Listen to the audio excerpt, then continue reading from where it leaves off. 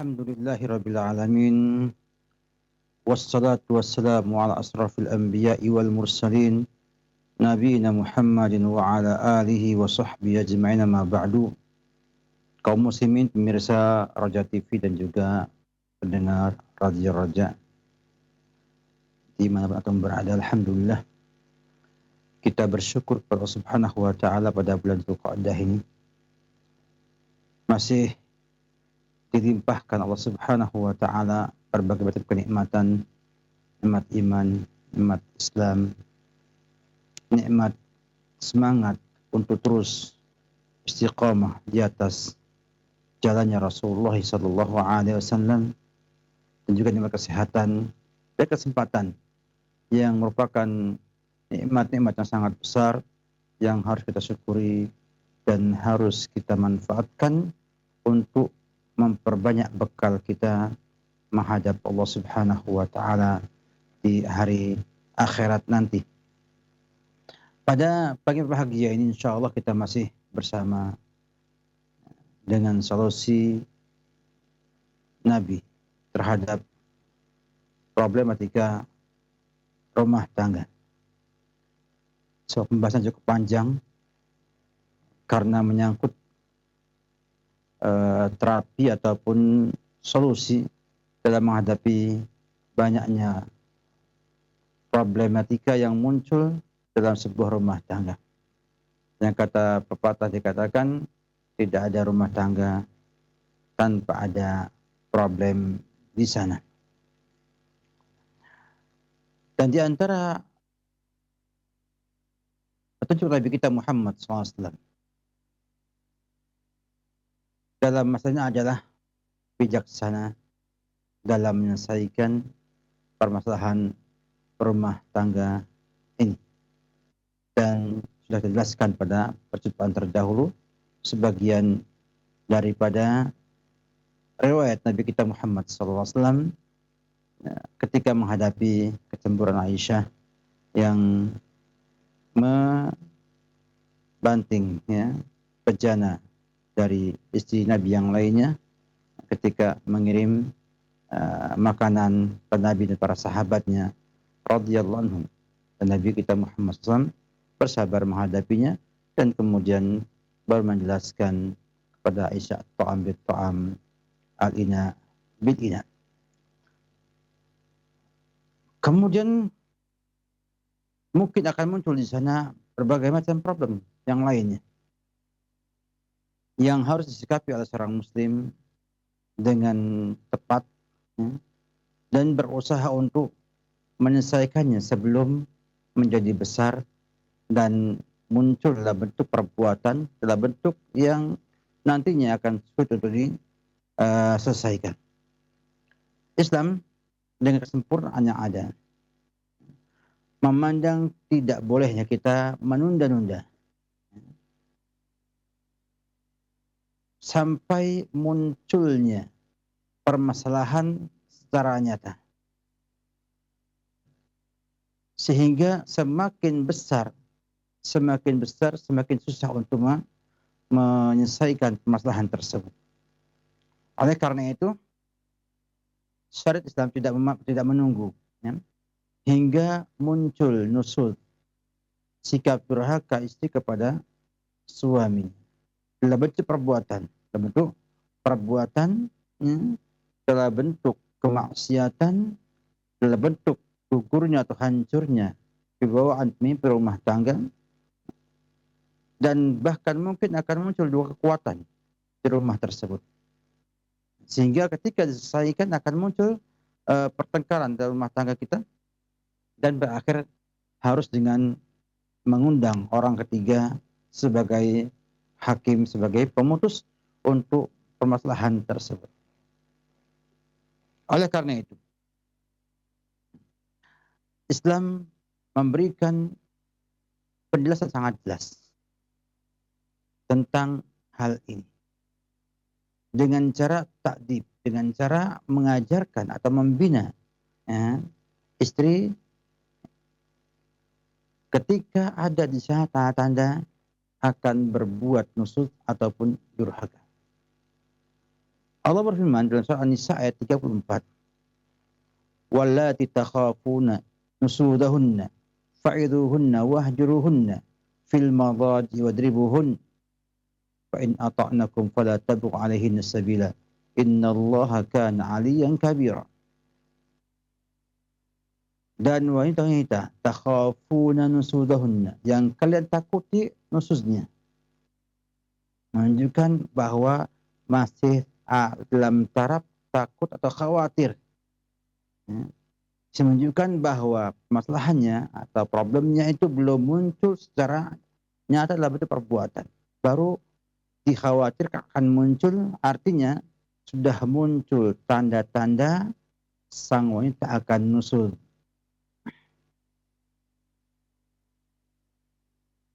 Sehingga ini perlu diperhatikan oleh kita semuanya, bahwa kita diminta untuk memperhatikan tanda-tanda sang istri akan berbuat nusyuz. Baru kemudian fa'idhuhunna, maka nasihatilah dia. Nasihatilah mereka. Wahjuruhunna, dan pisahlah ya, mereka fil maradi, dalam ranjangnya, pisah ranjang. Wadribuhun, dan pukullah mereka. Fa in ata'nakum fala tabu 'alaihinna sabila. Maka bila mereka telah mentaati kalian, artinya hilang tanda-tanda nusyuz tersebut. Ya. Fala tabghu 'alaihinna sabila. Jangan kamu mengharapkan atas mereka cara-cara lain yang menzalimi mereka. Innallaha kana 'aliyan kabira. Punya Allah itu maha tinggi lagi maha besar. Dalam ayat yang mulia ini ada 3 cara pembinaan atau ta'dib kepada istri yang tampak padanya tanda-tanda nusyuz yang dikhawatirkan akan berbuat nusyuz. Ya. Yang pertama adalah fa'idhuhunna, dengan menasihatinya, dengan menasihatinya. Kemudian yang kedua, wahjuruhunna fil madaji, dengan pisah ranjang. Dan yang ketiga dengan wadribuhun, dengan memukulnya. 3 cara ini disampaikan Allah Subhanahu wa taala dalam surat An-Nisa ayat 34 tadi, merupakan sebuah bentuk pembinaan yang Allah berikan kepada kita sebagai petunjuk untuk kita manfaatkan, kita laksanakan sebaik-baiknya dalam rangka untuk menghilangkan tanda-tanda ataupun menghilangkan keinginan sang istri berbuat nusyuz.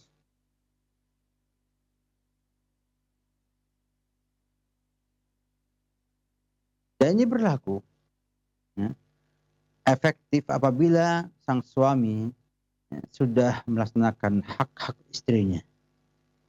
Ya. Dan apa yang menjadi tuntutan kehidupan yang wajib dia berikan. Ini akan efektif sekali.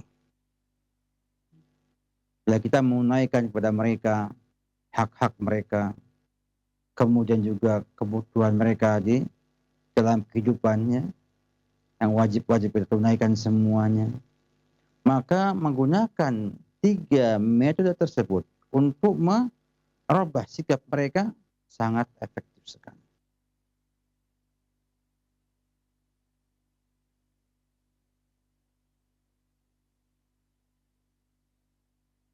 Dan perlu mengatakan bahwa 3 hal ini adalah murattabah, bertahap-tahap.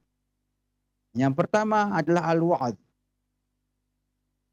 Artinya ada ucapan yang lembut, yang baik, yang disampaikan kepada sang perempuan, sang wanita. Ya. untuk menyentuh akal dan hatinya.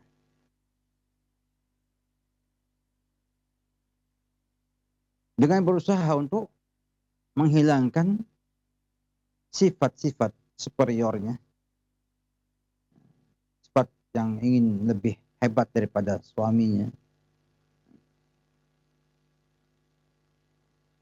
yang ini diketahui ya, akan muncul akibat muamalat, akibat muasyarah di tempat tersebut. Tentunya ya, nasihat seperti ini berbeda-beda sesuai dengan jenis nusus yang ada. Jenis tanda-tandanya, kemudian nususnya yang bagaimana akan ketemu di sana. Demikian juga sesuai dengan ya, permasalahan yang muncul atau yang ingin disampaikan oleh istilah sang suami kepada sang istri.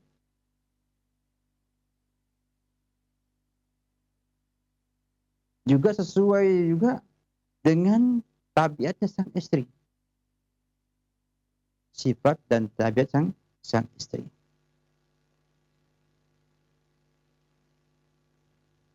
Sini bagaimana pentingnya yang sampaikan pada dahulu, ya, seorang suami mengerti tabiat istrinya, tabiat wanita, tabiat istrinya, sehingga dia bisa menerapkan ya, mau'izah ini kepada dia dengan cara yang tepat.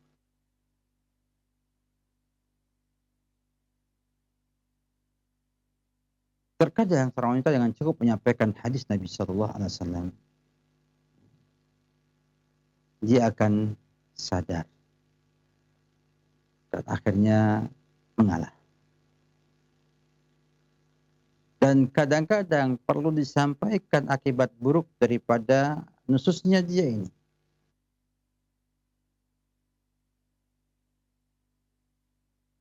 Untuk dia, untuk keluarga, untuk anaknya, dan yang lainnya.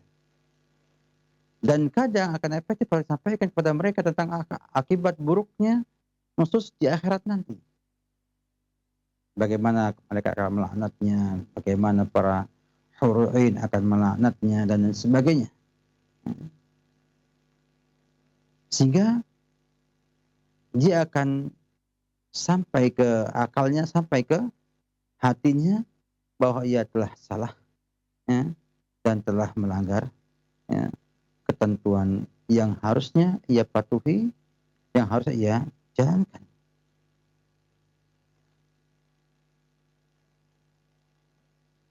Dan efek sosial ini akan bergantung kepada pengetahuan sang suami ya, terhadap kondisi istri, tabiat istri, ya, kesalahan istri apa. Sehingga dengan tahunya hal-hal yang seperti ini ya, akan membuat sang suami tidak perlu menggunakan cara yang kedua untuk menyelesaikan permasalahan yang ada.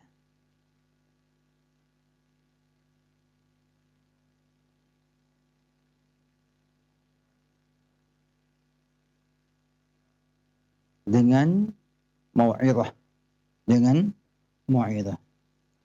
Yang kadang-kadang membutuhkan sebuah usul, sebuah cara untuk membuka pikiran sang istri, membuka hatinya, untuk kemudian meninggalkan sikap-sikap yang tidak baik tersebut dan beralih pada sikap yang baik sesuai dengan syariat dan maslahat yang ada untuk rumah tangganya.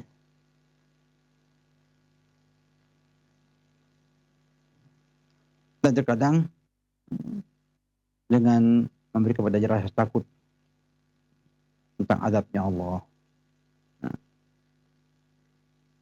akibat tidak menunaikan hak-hak suami, dan menyampaikan pada dia bahwa ini akan merusak rumah tangga, akan merusak keutuhan rumah tangga dan keluarganya.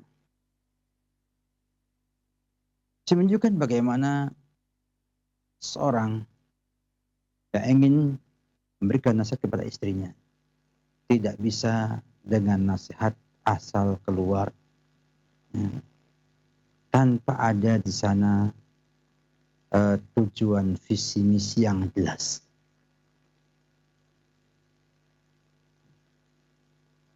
Atau nasihatnya sekonyong-konyong, ya, dadak langsung ngomong, ya, karena terkadang malah kontraproduktif dan malah semakin menambah jauhnya istri dari kebenaran. Maka juga banyak para suami, ya, yang sudah ngomongin sekali, ya, kemudian sudah selesai, sudah nasihati, dia nggak mau juga, tetap membantah juga, dan begitu. Padahal yang namanya nasihat itu tidak sekedar cuma menyampaikan kalimat kayak orang sedang pengajian, ya. Kayak saya sekarang ini menyampaikan begitu saja kepada para pemirsa, ya. Tidak, tapi betul-betul dilihat kepada apa bentuk kesalahannya, bagaimana kondisi istri ketika itu, dan bagaimana tabiat dan sifat-sifatnya. Sehingga sang suami bisa membuka pikiran sang istri, membuka hati istri untuk mendengarkan nasihat tersebut, dan akhirnya mengambil nasihat sebagai pelajaran untuk ia kembali kepada yang sebenarnya dan seharusnya. Oleh karena itu,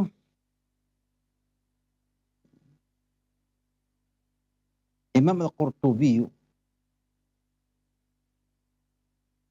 menjelaskan tentang makna al-wa'd dalam ayat tadi, dalam surat An-Nisa 34 tadi. Kata beliau, ya, seorang itu mengingatkan istrinya semua yang Allah wajibkan atasnya berupa husnus suhbati, berteman yang baik, ya, wajabil isyrah, dan juga perkawinan yang indah kepada sang suaminya, dan mengetahui atau mengakui, ya, dengan derajat yang dimiliki oleh suami atas dirinya. Misalnya kata beliau rahimahullahu ta'ala pada dia, pada perempuan tersebut, inna nabiyya sallallahu alaihi wasallam qala law amartu ahadan ayasjuda li ahadin la amartu al-mar'ata an tasjuda li zawjiha. Dia mengatakan, ya, bahwa seandainya aku perintahkan seorang untuk sujud kepada orang lain, pasti aku akan perintahkan wanita untuk sujud kepada suaminya. Menunjukkan bagaimana besarnya, ya, tinggi derajatnya sang suami, sehingga sang istri kemudian apa? Kemudian berupaya untuk mengerti akan hal-hal tersebut dan mau kembali kepada suaminya, mentaati sang suami.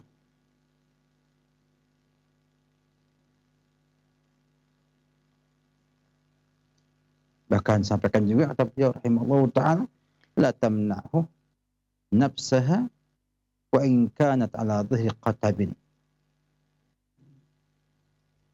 Qala ayyu imra'atin batat hajirata firashi zawjiha la'anatha al-malaikatu hatta tusbih. Menunjukkan bagaimana hebatnya hak-hak suami ini, sampai-sampai Nabi kita Muhammad SAW, wanita yang tidur menjauhi kasurnya sang suami, maka malaikat akan melaknatnya sampai subuh. Fi riwayat hatta taraja'a wa tada'a yadaha fi yadihi wa ma kana mithlu dzalik mithlu hadza. Ini kata Imam Al-Qurtubi. Menunjukkan bahwa bukan hanya sekedar, ya, menyampaikan kesalahannya, takut sama Allah, takut sama, enggak, sampai pada tahapan, ya, kalau ia merasa suaminya rendah kedudukannya, maka sampaikan hadis Nabi SAW bahwa Nabi merintahkan wanita untuk bisa sujud kepada suami bila itu diperbolehkan oleh Allah Subhanahu wa taala. Menunjukkan bahwa orang yang sujud itu wajib mengagungkan yang disujudinya. Artinya wajib bagi sang istri untuk patuh taat sama suami. Bahkan dalam hal hubungan suami istri. Suami menginginkannya. Dan sang istri tidak menginginkannya. Karena satu faktor tertentu. Itu saja ya, harus ya, menerima dan melayaninya. Ya, melayaninya waktu tempatnya tidak layak. Ya, melayaninya. Kalau nggak mau, Allah malaikat akan melaknatnya. Menunjukkan bagaimana besarnya hak suami pada sang istri. Untuk membangkitkan ya, semangat sang istri untuk berkhidmat kepada suaminya, untuk taat sama suaminya. Bahkan kadang-kadang tidak dengan itu. Ibnu Qudamah juga menyampaikan, kata beliau, bahwa itu adalah mengingatkan mereka kepada Allah dalam targhib lima indahu minal thawab. Artinya ingatan mereka tentang motivasi ada pahala besar sisi Allah Subhanahu wa taala. Ya. Wa takhwifu lima ladaihi min iqab, dan juga memberikan pada suami rasa takut terhadap iqabnya Allah Subhanahu wa taala.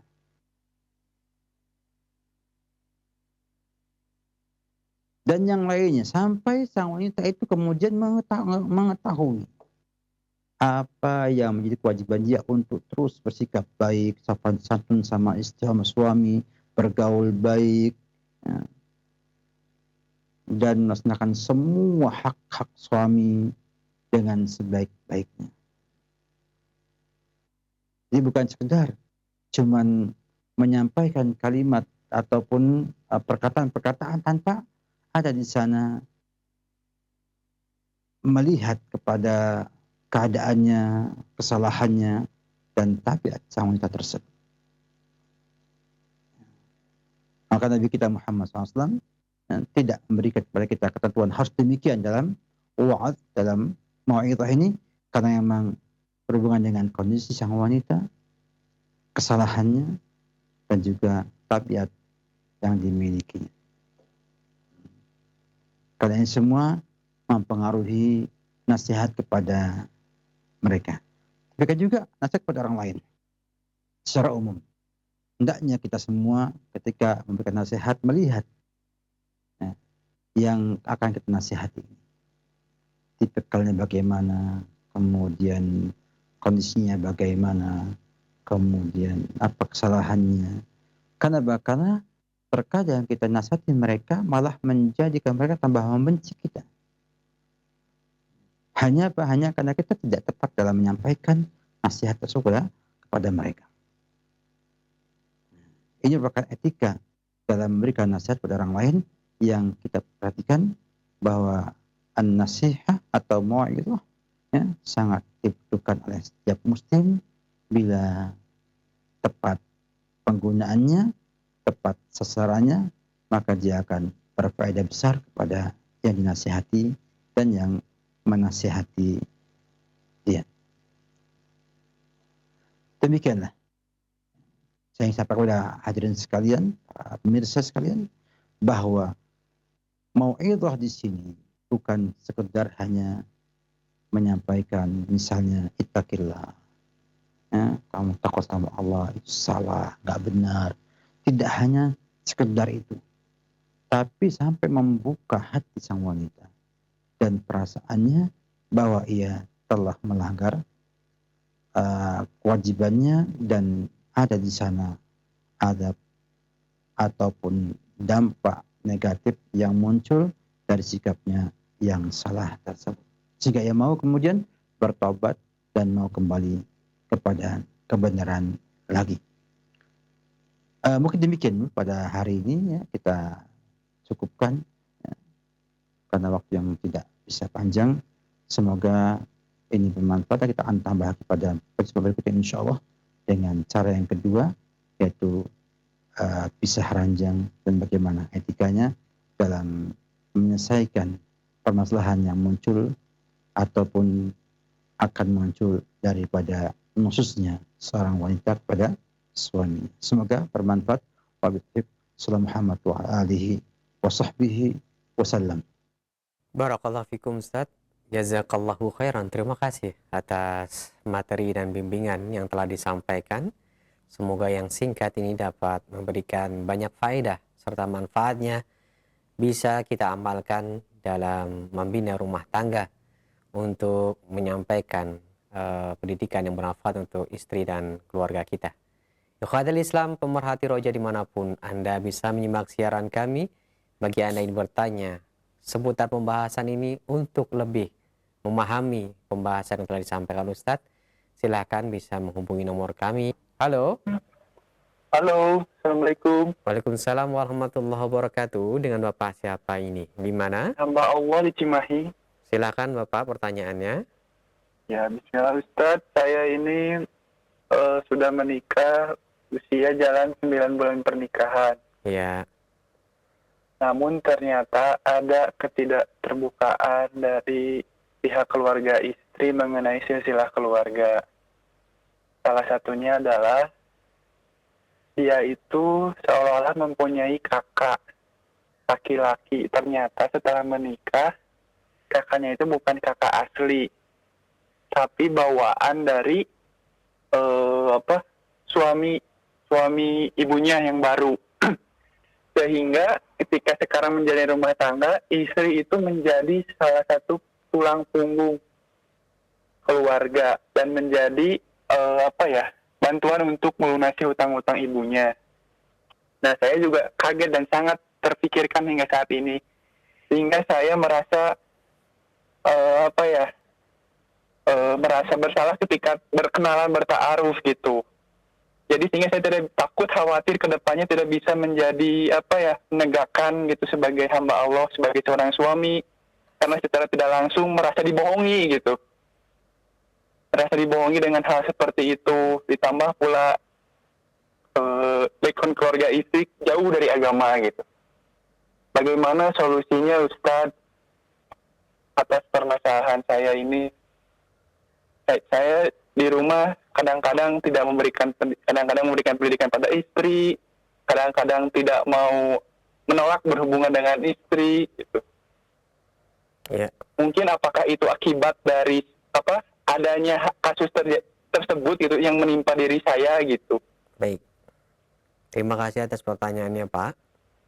Ditunggu nasihat dan jawaban dari Ustadz. Silakan Ustadz diberikan nasihatnya. Sebenarnya kita ini dilepas daripada ujian dan permasalahan. Karena memang Allah sampai kepada kita di dunia ini berfirman wa nabluukum bisyarril khairi fitnah. Bahwa Allah itu menguji kepada kita semua di dunia ini dengan kebaikan dan keburukan sebagai fitnah, sebagai ujian. Tapi yang jelas di sini, istri menikah dengan Anda sah.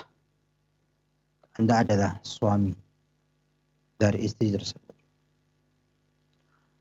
Baik ada yang tersembunyikan sebelumnya, ataupun ada yang mungkin kebohongan yang disampaikan ketika itu. Namun tetap saja Anda adalah suaminya saat ini.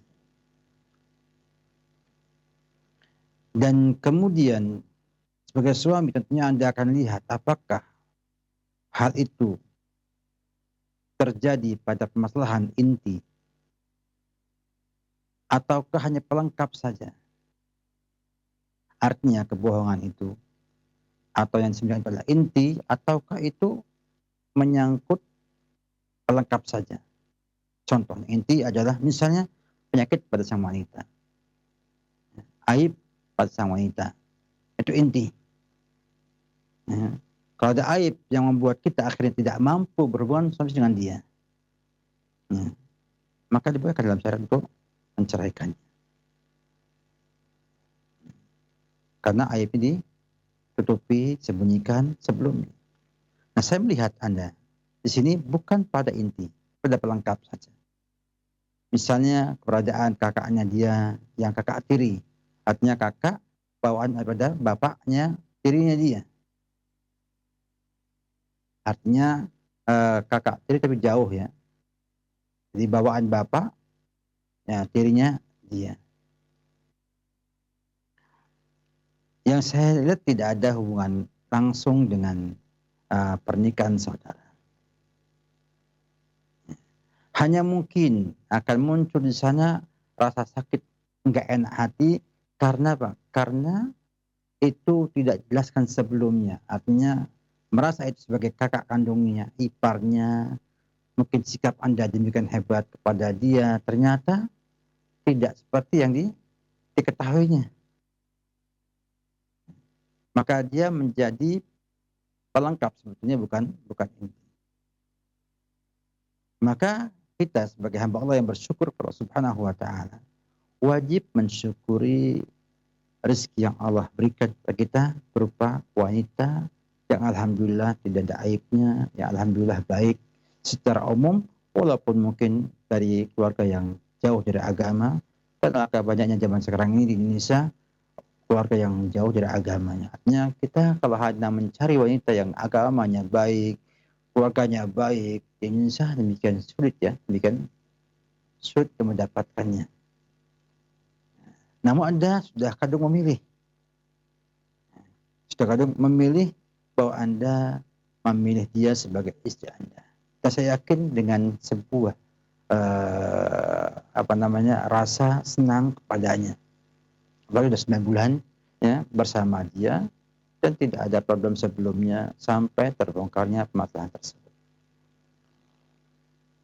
Atau yang jadi masalah adalah bagaimana si wanita itu karena dia menjadi tulang punggung keluarga istrinya. Artinya istri Anda mungkin bekerja ya, untuk menutupi kebutuhan ataupun hutang-hutangnya sang ibu. Jangan-jangan ini menjadi sebuah pemicu juga membuat Anda akhirnya tidak senang atau tidak merasa mood dengan sang istri sehingga kadang-kadang nggak mau beri nafkah kepada dia, nafkah bakti atau yang lainnya. Ini semua adalah efek ya, yang itu bersumber pada sikap Anda menyikapi problem yang ada. Maka Anda harus bisa bijaksana dalam hal ini dengan melihat bahwa apakah benar sikap kita dalam hal ini, apakah akan memberikan maslahat untuk rumah tangga Anda, ataukah akan memberikan mudarat pada rumah tangga Anda. Saya lihat Allah alam bisawab, pertahankan sang istri, bina dengan baik dia, kemudian selesaikan permasalahan yang ada di keluarga dia sebagai laki-laki yang membantu istrinya untuk menyelesaikan permasalahan dalam keluarga istrinya tersebut. Dan bila Anda menampakkan itu sebagai pemimpin yang baik, saya yakin akan memberikan pengaruh pada sang istri ya, untuk bisa taat sama Anda dan memang adalah laki-laki yang hebat, laki-laki yang betul-betul bisa memenuhi mata dan hatinya. Artinya bisa membuat dia bahagia, senang. Ya. Kenapa? Karena punya pemimpin yang membantu dia dalam menyelesaikan problem yang dihadapinya di keluarganya. Memang butuh pengorbanan, butuh juga sebuah upaya keras untuk menyelesaikan masalah ini. Namun insya Allah Anda sabar, Anda bisa buktikan sebagai pemimpin yang mampu menyelesaikan permasalahan istri dengan sebaik mungkin. Dan insya Allah pengorbanan saudara membantu keluarga istri adalah perkara amal soleh yang bisa menjadi sebuah keberkahan dalam kehidupan Anda. Jadi buang opini yang ada, jangan sampai dihantui oleh hal-hal yang tidaklah besar, ya, akhirnya membuat Anda rusak. Ini juga dikhawatirkan masuk bagai berat setan untuk menggoda Anda, meninggalkan istri Anda, ya, sehingga akhirnya akan terjadi perceraian yang tidak inginkan. Maka ajak istri bermusyawarah, minta jujur untuk menyampaikan permasalahannya, kemudian analisa apa sebabnya, apa masalahnya, baru cari solusi. Kalau nggak mampu sendiri, cari orang lain yang ahli yang mampu untuk membantu memberikan masukan-masukan untuk bisa menyelesaikan masalah tersebut. Dan insya Allah Anda mampu berbuat demikian. Wabillahi taufik. Nah, Ustaz, barakallahu fikum. Terima kasih atas nasihatnya. Semoga menjadi tambahan ilmu dan pengetahuan yang bermanfaat bagi kita semuanya, khususnya bagi Bapak yang bertanya tadi. Selanjutnya kami masih memberikan kesempatan untuk Anda yang ingin bertanya seputar permasalahan rumah tangga atau yang berkaitan dengan materi yang telah disampaikan Ustadz. Silakan. Halo.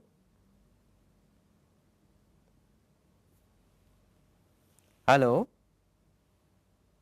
Kami berikan waktu juga bagi Anda yang ingin bertanya melalui pesan singkat. Halo. Halo, Iya, dengan siapa di mana ini? dengan hamba Allah di Kuningan. Dikecilkan dulu volume suaranya. Cukup mendengarkan melalui telepon saja. Kemudian sampaikan pertanyaannya ya. Iya, baik. Silakan pertanyaannya. Iya, Ustaz, bagaimana ketika seorang suami Ya. membohongi istrinya? Jadi sebelum menikah tidak bilang kalau beliau itu impoten. Setelah menikah, akhirnya diketahui kalau beliau ini impoten. Apakah ketika si istri meminta cerai karena masalah itu diperbolehkan atau tidak? Baik, terima kasih atas pertanyaannya. Ya, baik. Terima kasih. Iya. Waalaikumsalam warahmatullahi wabarakatuh. Silakan Ustaz. Alhamdulillah.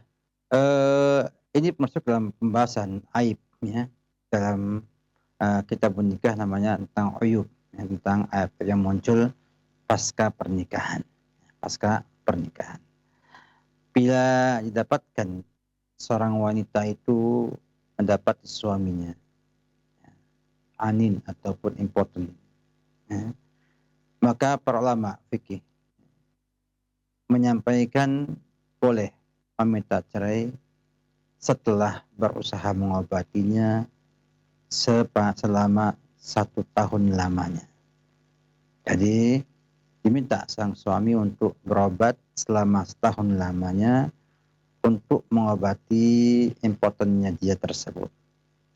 Bila kemudian sudah itu mampu untuk memberikan nafkah batin kepada istri, maka berlanjut. Dan bila setahun kemudian kok juga tidak ada perbaikan dari sakitnya tersebut, maka istri punya hak untuk meminta cerai. Ini disampaikan oleh Syekh Syekh Abdurrahman bin As-Sa'di dalam Minhaj Salikin dan para ulama dalam buku-buku fikih berkenaan dengan uyub dalam pernikahan. Ya.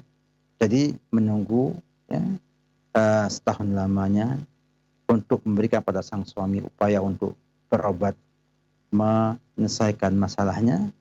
Setelah 1 tahun kok juga tidak ada perubahan, maka sang wanita boleh minta cerai ya, meninggalkan suaminya tersebut. Maka dari itu suami pun demikian, tidak boleh kemudian meremehkan hal tersebut ya. Suami pun harus berusaha untuk berobat, enggak usah malu ya. Memang itu sudah ada pada kita, pada dirinya, maka kita enggak usah malu. Kita berobat ya. Kita berusaha untuk mengobatinya sampai berfungsi dengan baik dan mampu menunaikan hak-hak istri tersebut. Demikian para ulama fikih membahas seputar permasalahan tersebut. Wallahu a'lam bishawab. Nah, Ustaz, barakallahu fikum. Terima kasih atas jawaban dan nasihatnya. Kami akan beralih ke pesan singkat. Ada pertanyaan dari Abdullah di Jakarta yang bertanya sebagai berikut. Ustaz mau bertanya, jika kita sudah menasihati istri dan istri dinasihati untuk memakai jilbab menutup auratnya tapi suka membantah. Nah, bagaimana nasihat dan pandangan Islam tentang hal seperti ini? Mohon pencerahannya Ustaz, silahkan. Tentang hal ini, saya lihat yang perlu kita perhatikan pertama adalah permasalahan pada diri kita. Bagaimana cara nasihati dia? Apakah sudah tepat atau belum tepat? Yang kedua, apa kita selama ini telah menunaikan hak-hak dengan baik sehingga dia merasakan bahwa suaminya adalah orang yang paling baik atau orang yang bisa diharapkan baginya menjadi pemimpin yang membawa ia kepada kebahagiaannya atau tidak. Yang ketiga juga berhubungan dengan kadar cinta pada diri istri kepada sang suami. Hal ini mempengaruhi sekali. Karena tabiat istri, keadaan istri itu mempengaruhi penerimaan dia terhadap nasihat suaminya. Oleh karena itu, sang suami harus berusaha untuk terus memperbaiki keadaannya, memperbaiki sikapnya ya, terhadap sang istri, ya, sebelum kemudian mencari cara lain. Ya, mencari cara lain. Ya, karena dia khawatir ada syubhat di benak sang istri ya, untuk membantah nasihat-nasihat suami tersebut. Atau dia nggak paham bahwa suami itu memiliki hak yang besar. Dan Nabi katakan, "Lau amartu ahadan ayasjuda li ahadin, la amartul mar'ata an tasjuda li zawjiha." Kalau tidak paham bagaimana kadar kewajiban ia kepada sang suami, maka muncullah bantahan tersebut. Sehingga kita masih sabar ya, untuk terus merubah hal tersebut. Apalagi kalau kita ketahui memang sudah biasa di keluarganya terbina, ya, terbuka, bicara terbuka, bantah membantah, atau memang suka diskusi sebelumnya. Sekolahannya memang dia pandai berdiskusi, pandai bantah membantah. Ya. Karena kita dapatkan di pendidikan kita ini diskusi menjadi sebuah metode yang sangat dianjurkan oleh para pendidik, ya. Bahkan diajari bagaimana berjidal atau berdebat dengan orang lain, sehingga akhirnya membuat pengaruh pada sang istri, pendidikannya di rumah, di sekolahan, di masyarakatnya, sehingga kemudian ada di sana tersisa banyak ya pengaruh-pengaruh buruknya dengan misalnya mudah membantah, yang kalau nggak puas langsung menyampaikan nggak puas, yang itu harus disikapi dengan baik oleh suami, jangan sampai membuat suami akhirnya putus asa atau mengatakan saya ini tidak bisa baik lagi.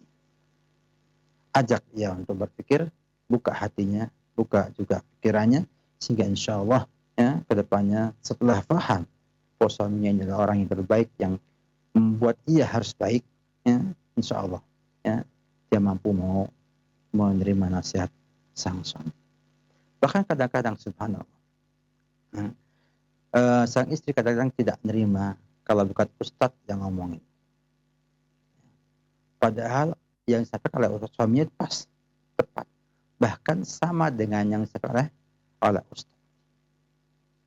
Namun akhirnya tetap tidak terima dari suaminya, terima dari orang lain tersebut, sang ustadz tersebut. Kenapa? Karena dia sudah punya sebuah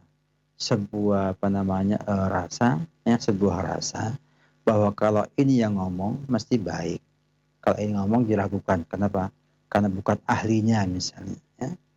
Anda misalnya bahas tentang jilbab kepada sang istri merasa ini bukan ustadz, bukan juga apa. Ada timbul keraguan. Ketika dapatkan dari orang lain yang memang ahli agama, membawakan dalil dan sebagainya, maka dia akhirnya mau menerima. Maka ajak ya, dia untuk memahami dengan benar ya, kondisi-kondisi yang ada ini. Ya. Sehingga kadang-kadang kita minta nasihat orang lain untuk bisa nyampe kepada sang istri agar istri mau kemudian menerima nasihat kebaikan tersebut. Ini semua tentunya dalam koridor al-hidayah, itu di tangan Allah Subhanahu wa Ta'ala. Kita hanya berusaha untuk memberikan nasihat kepada sang istri. Kadang-kadang langsung efektif, kadang-kadang butuh orang ketiga untuk bisa membuat ia paham dan mau kemudian menuruti himbauan kita berjilbab atau beramal soleh lainnya, yang nantinya berefek pada kebaikan di rumah tersebut. Saya yakin kalau suaminya itu menasihati, kemudian kok sama jangan yang lainnya, kok sama yang lainnya, akan muncul sebuah kepercayaan dalam diri sang istri tersebut. Saya bayangkan misalnya ada seorang anak nasihati, kemudian ketemu umpamanya sama nasihatnya, ketemu ibunya sama nasihatnya, ketemu kakaknya sama nasihatnya, insya Allah dia akan mengambil sebuah kesimpulan bahwa bapaknya itu betul menasihati seperti itu. Dan nanti mau menerima yang ada. Setelah saya itu ada namanya harus diserang dari segala arah baru kemudian terbuka hatinya. Itu merupakan bagian daripada dinamika ya, dakwah dan nasihat kepada orang lain yang ini mesti kita pahami. Itulah nilai sebuah kesabaran akan tampak pada saat seperti itu. Sabarlah. Yakin insya Allah kalau Anda tetap terus mengamalkan amar ma'ruf nahi munkar di rumah Anda, insya Allah istri akan mudah untuk menerima nasihat saudara di hari-hari yang akan datang. Wabillahi taufik. Baik Ustaz, barakallahu fikum wa jazakallahu khairan. Terima kasih atas nasihat serta jawaban yang mencerahkan.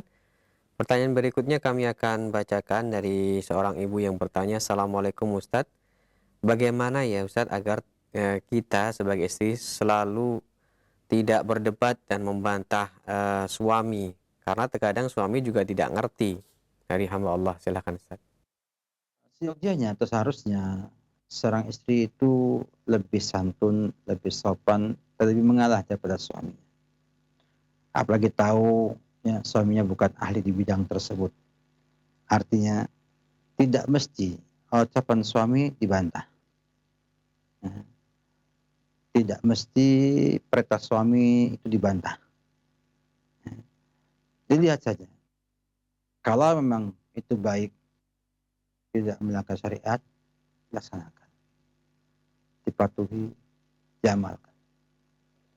Dan bila kemudian omongannya ataupun perintahnya itu melanggar syariat, sampaikan saja ini melanggar syariat. Ini melanggar syariat. Ini tidak benar. Nah, karena ini dan itu. Percaya, yuk kita tanya ke orang yang ahli di bidangnya. Demikian kita lihat bahwa pertengkaran atau perdebatan di rumah itu diminimalisir sedemikian rupa. Jangan dihilangkan. Karena kadang-kadang butuh ada di sana pertengkaran kecil untuk menumbuhkan rasa cinta di hati masing-masing. Artinya kalau semuanya itu dibuat hilang, maka akan muncul kebosanan di rumah tersebut. Artinya rumahnya akan dingin. Tidak ada api sama sekali. Namun bila dibiarkan banyak dibantah, dikit dibantah, maka akan muncul di sana sikap ya keras dari sang suami dan bahkan berbahaya sekali. Bisa menjadi sumber daripada keretakan rumah tangga, bahkan juga sampai pada tahap perceraian. Karena ada pepatah mengatakan suami itu, laki-laki itu ingin dihormati, ya, perempuan ingin dimengerti. Artinya laki-laki itu kalau dibantah terus, jangan marah. Bahkan mungkin yang salah pun jangan pertahankan semaksimal mungkin, walaupun harus bohong, walaupun harus bagaimana untuk bisa menang. Jadi dihindari. Hormati ucapan dia, hormati ucapan dia, ya, dan jangan dibantah langsung. Mungkin nanti disampaikan kesalahan dia pada waktu yang lainnya.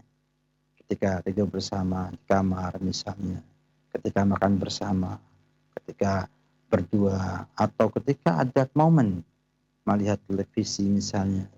Ada momen yang dia itu nanti bisa untuk menyampaikan bahwa pendapat Bapak salah tadi. Ya. Sehingga akan muncul di sana kebaikan. Dia mengerti kesalahannya tanpa harus berdebat, tanpa harus bertengkar di dalam hal ini. Kita tahu sebagian kita memang ada demikian. Laki-laki itu tidak terpungkiri ada hal yang seperti ini. tidak suka bila ia bicara dibantah tepat pada waktu itu. Mungkin butuh waktu dia untuk mencerna, baru kemudian dia bisa mengerti kesalahan yang dimilikinya. Maka kadang-kadang cukup dengan ucapan apa sudah benar, ucapan apa. Itu mungkin akan memberikan sebuah masukan kepada dia bahwa istrinya pengen mengerti kebenaran ucapan tersebut. Dan ketika sudah muncul mau debat emosi, istri dia tidak baik bicara bila ada emosi di sana. Kenapa? Karena akan menimbulkan hal yang tidak baik.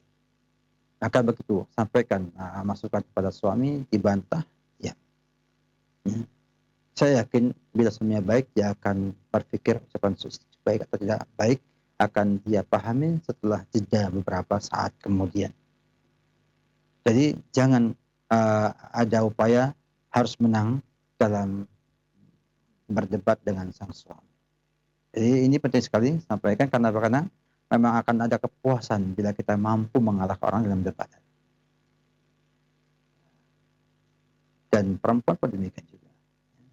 Sang laki-laki juga harus mengerti akan keadaan sang wanita. Sehingga demikian kata pepatah, ya, laki-laki ingin dihormati, perempuan ingin dimengerti. Oleh karena itu, ini berlaku di mana-mana. Namanya atasan mesti ingin dihormati oleh bawahannya. Dalam sebuah rumah tangga itu, suami adalah atasan. Artinya dia pemimpin. Dan rakyatnya adalah istri dan anak-anak adalah rakyatnya. Maka sang pemimpin pasti ingin dihormati. Tapi harusnya juga pemimpin mengerti rakyatnya. Akan muncul kesalahan kalau ada pemimpin tidak mengerti rakyatnya atau tidak mau mengerti keinginan rakyatnya. Maka akan muncul problem besar. Akan muncul gap, pamisah antara pemimpin dengan rakyatnya. Juga di rumah tangga juga. Ketika suami itu tidak mau tahu istrinya, tidak mau tahu mengerti istrinya, ingin dihormati terus, maka akan muncul masalah rumah tangga. Mungkin akan muncul pertempuran, pertengkaran, bahkan pada tahapan perpisahan dengan sebab hasil. Maka ambil kunci ini, sampaikan kepada sang suami, kita mengerti bahwa laki-laki ingin dihormati dan wanita ingin dimengerti oleh sang suami. Insya Allah, bila semuanya mengamalkan ini, ambil hal ini sebagai sebuah petunjuk. Kalau mau debat, ingat ini suami ingin dihormati. Debat membuat ia terhormat. Ya. Insya Allah, bantahan itu akan bermanfaat bagi sang suami bila bantahan itu sampaikan, ya, seakan-akan menghormati sang suami tersebut. Bila mampu, baik. Bila tidak mampu, jangan debat. Hindari perdebatan. Tapi jangan diam bila suami salah. Caranya macam-macam. Tidak mesti harus debat ketika dia menyampaikan. Mungkin butuh waktu beberapa saat ini baru ngomong-ngomong, atau cari momentum lainnya, atau apa saja yang nanti membuat suami kemudian mau menerima kesalahan yang dimilikinya, dan istri akan puas dengan hasil seperti itu. Allah alam bissawab. Barakallahu fikum wa jazakallahu khairan. Terima kasih atas nasihat yang bermanfaat dan semoga menjadi tambahan ilmu untuk kita semuanya, khususnya bagi Anda yang bertanya, baik itu melalui pesan singkat maupun via telepon. Sebelum kami akhiri perjumpaan ini, mohon Ustadz memberikan ikhtitam. Fadal ya Ustadz. Alhamdulillah Rabbil Alamin. Kita memuji Allah Subhanahu wa Ta'ala pada pagi ini, ya, bisa menyelesaikan hal ini, program kita ini. Kemudian juga subhanallah, kita baru saja kena musibah karena meninggalnya sahabat saudara fillah Ustadz Usman Yakin PDI, dosen di Sekolah Tinggi Agama Islam Ali bin Abi Thalib. Semoga Allah Subhanahu wa Ta'ala memberikan ampunan kepada beliau, menerima semua amal kebaikan beliau selama ini, dan juga bisa memasukkannya ke dalam surganya, dan kita yang ditinggalnya mendapatkan pahala dan mendapat kebaikan untuk kita bersama. Selamat jalan pada beliau yang sudah mendahului kita untuk meninggalkan dunia ini, dan semoga Allah Subhanahu wa taala kesabaran kepada keluarga beliau, kepada keluarga besar Sayyid Ali bin Abi Thalib, dan juga pada kita semua yang tinggal oleh beliau rahimahullahu ta'ala. Kemudian syukur dan terima kasih kepada teman-teman di Roja dan juga di studio Huwa atas usaha mensukseskan acara ini, dan kita berjumpa insyaallah pada perjumpaan akan datang. Wabillahi taufik. Salam Muhammad wa ala alihi wa sahbihi wasallam. Assalamualaikum warahmatullahi wabarakatuh.